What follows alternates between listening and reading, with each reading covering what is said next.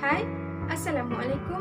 Nama saya Nur Farzana binti Fakhr Anwar, nombor matrik 277150.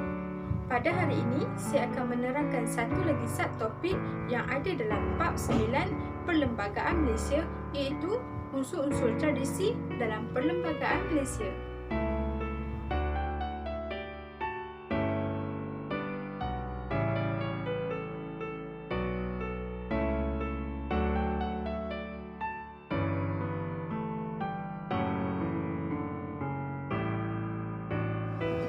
Pembentukan Perlembagaan Malaysia telah melalui satu proses sejarah yang panjang. Perlembagaan ini merupakan adunan unsur-unsur yang terdapat dalam sistem pemerintahan Melayu lama dan juga penjajahan Inggeris. Kesan peninggalan Inggeris di tanah Melayu antaranya ialah perlembagaan. Beberapa unsur pemerintahan Inggeris atau unsur moden yang pernah diamalkan telah diserap masuk ke dalam perlembagaan seperti jentera kerajaan, parlimen dan kewarganegaraan. Terdapat juga unsur-unsur tradisi iaitu amalan pra-British seperti institusi raja, bahasa Melayu, hak istimewa dan agama Islam dikekalkan. Terdapat 4 unsur tradisi dalam perlembagaan iaitu bahasa kebangsaan, agama persekutuan, kedudukan istimewa orang Melayu dan Bumiputera Sabah dan Sarawak dan pemerintahan beraja. Unsur-unsur ini telah wujud ratusan tahun sebelum perlembagaan diwujudkan pada 1957. Fungsi perlembagaan adalah untuk menstabilkan sistem politik negara. Suruhanjaya Reid menekankan betapa pentingnya perlembagaan mengambil kira faktor sejarah, tradisi, ekonomi dan sosial yang wujud sebelum 1957. Unsur-unsur tradisi menjadi prasyarat dan permuafakatan yang diterima oleh orang Melayu dan bukan Melayu. Hak istimewa orang Melayu, Islam sebagai agama persekutuan dan bahasa Melayu diterima sebagai bahasa kebangsaan menjadi prasyarat penerimaan hak kewarganegaraan oleh etnik bukan Melayu. Prasyarat ini menunjukkan bahawa pemimpin terdahulu telah menerima satu formula bagi menyelesaikan masalah yang wujud tanpa melibatkan konflik antara etnik. Kaum Bumiputera, Sabah dan Sarawak diberi status yang sama seperti orang Melayu. Bahasa kebangsaan Perkara 152 iaitu kedudukan bahasa Melayu sebagai bahasa kebangsaan tanpa menafikan hak bangsa lain menggunakan bahasa mereka. Namun, perkara ini juga melindungi bahasa-bahasa lain dan seterusnya memperuntukkan bahawa tiada sesiapa pun boleh dilarang atau ditahan daripada menggunakan selain daripada maksud rasmi atau mengajar atau belajar apa-apa bahasa lain. Begitu juga kerajaan berhak mengekalkan penggunaan dan pembelajaran bahasa lain dalam persekutuan.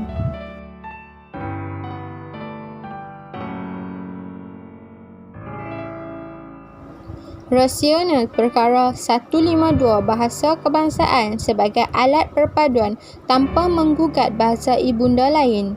Bahasa Melayu menjadi bahasa lingua franca semasa zaman penjajahan. Ia telah dijadikan bahasa rasmi.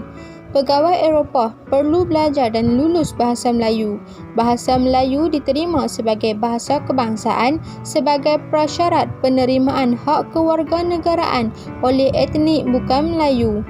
Prasyarat ini menunjukkan bahawa pemimpin terdahulu telah menerima satu formula bagi menyelesaikan masalah yang wujud tanpa melibatkan konflik antara etnik di tanah Melayu pada ketika itu. Agama persekutuan. Dalam Perlembagaan Malaysia, orang Melayu didefinisikan sebagai orang beragama Islam dan mengamalkan cara hidup dan budaya Melayu serta bertutur dalam bahasa Melayu. Orang Melayu telah mengenali dan mengamalkan Islam sejak lebih 500 tahun yang lalu. Antara faktor penting agama Islam cepat diterima oleh orang Melayu kerana Sultan pada waktu itu beragama Islam. Orang Melayu yang terkenal sebagai taat dan pantang derhaka kepada Sultan begitu mudah menerima Islam sebagai agama baru mereka. Lebih-lebih lagi, kedudukan Sultan sebagai ketua agama Kedudukan Sultan sebagai ketua agama telah dikukuhkan lagi apabila Inggeris campur tangan di negeri-negeri Melayu pada tahun 1870-an. Bermula dengan Perjanjian Pangkor 1874, kuasa Raja-Raja Melayu telah dihadkan dalam adat istiadat dan agama Islam sahaja. Selain daripada itu, Sultan hendaklah menerima nasihat daripada seorang penasihat Residen Inggeris. Setelah merdeka, Islam telah dijadikan agama rasmi persekutuan dan kerajaan. Sebagai agama rasmi negara, kerajaan mempunyai kuasa untuk memperuntukkan sebahagian daripada perbelanjaan untuk pembangunan dan kemajuan berkaitan agama Islam, seperti perbelanjaan mengurus, membina masjid dan sekolah agama. Bagaimanapun, sesuai dengan negara demokrasi, agama lain bebas untuk diamalkan, tetapi dilarang untuk menyebarkannya kepada penganut agama Islam. Kedudukan Hak Istimewa Orang Melayu dan Bumi Putera Sabah dan Sarawak. Hak istimewa bukan perkara asing bagi orang Melayu. Tidak timbul soal diskriminasi, persaingan dan konflik antara kaum pada waktu itu. Apabila Inggeris membawa masuk pekerja dalam sektor getah dan bijih timah dengan jumlah yang ramai sebagai tenaga kerja, maka soal yang tidak pernah dipersoalkan selama ini telah timbul.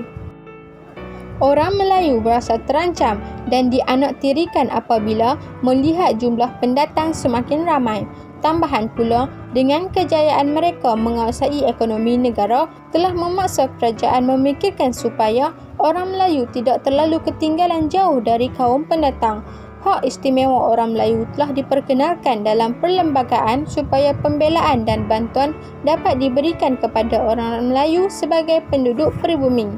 Yang di-Pertuan Agong telah diberikan kuasa untuk memelihara kedudukan hak istimewa orang Melayu di Semenanjung, Sabah dan Sarawak bila menyertai Malaysia pada tahun 1963.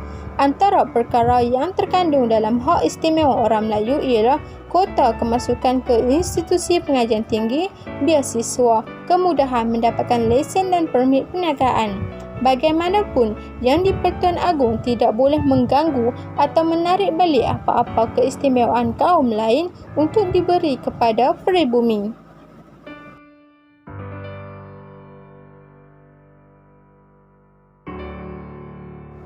Pemerintahan beraja telah wujud sejak dalam sistem sosial di negeri-negeri Melayu sejak berabad-abad lamanya. Menurut sistem beraja ini, raja mempunyai kuasa mutlak dalam setiap pemerintahan dan pentadbiran negeri. Raja dibantu oleh pembesar-pembesar yang dilantik sebelum penjajahan British. Semasa penjajahan British, kuasa mutlak raja mulai terhad. Raja mesti terima nasihat Residen British dalam semua perkara kecuali hal adat istiadat Melayu dan agama Islam. Hal ini juga berlaku semasa Malayan Union diperkenalkan yang menghapuskan kuasa Raja-Raja Melayu. Kuasa Raja-Raja Melayu dikembalikan apabila Persekutuan Tanah Melayu diperkenalkan setelah Malayan Union mendapat tentangan hebat dari orang Melayu. Setelah negara mencapai kemerdekaan, institusi beraja dikekalkan di bawah konsep raja berperlembagaan. Ini selaras dengan sistem demokrasi yang diamalkan di Malaysia. Menurut konsep raja berperlembagaan, raja-raja bertindak mengikut lunas-lunas perlembagaan yang telah ditetapkan. Unsur-unsur tradisi yang terdapat di dalam perlembagaan negara unik kerana ia menggabungkan unsur lama dan baru. Unsur-unsur tradisi ini boleh menjadikan orang Melayu setanding dengan kaum lain. Orang Melayu yang ketinggalan dalam semua bidang jika dibandingkan dengan kaum bukan Melayu. Peruntukan yang terkandung dalam hak istimewa orang Melayu membolehkan kerajaan membantu orang Melayu supaya mereka tidak ketinggalan terlalu jauh atau terpinggir di negara sendiri. Hak istimewa ini juga dapat mengimbangi kedudukan mereka yang hilang semasa penjajahan Inggeris. Orang Melayu dipinggirkan dari segi ekonomi perdagangan yang menguntungkan. Sebaliknya, orang bukan Melayu telah dibawa masuk sebagai tenaga kerja dalam sektor tersebut.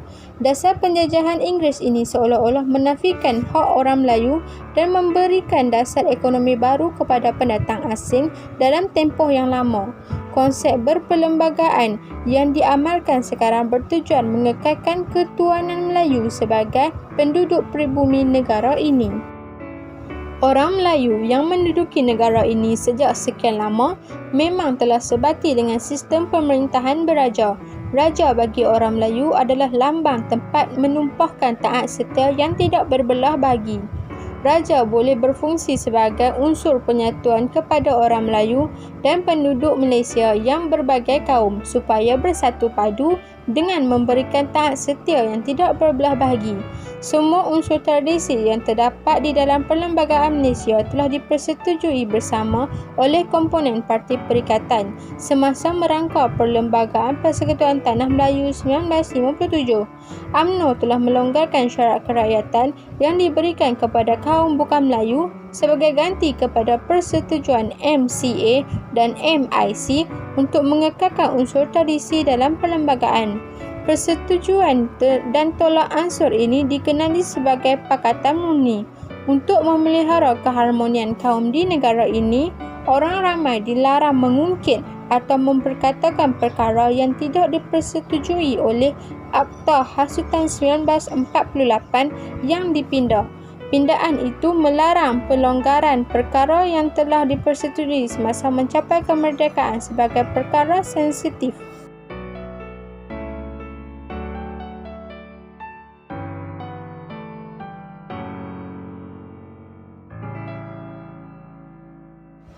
Perlembagaan adalah undang-undang yang mengandungi peraturan yang telah dikuatkuasakan atau prinsip asas yang mengasaskan sistem pemerintahan seperti yang termaktub dalam undang-undang atau adat perundangan.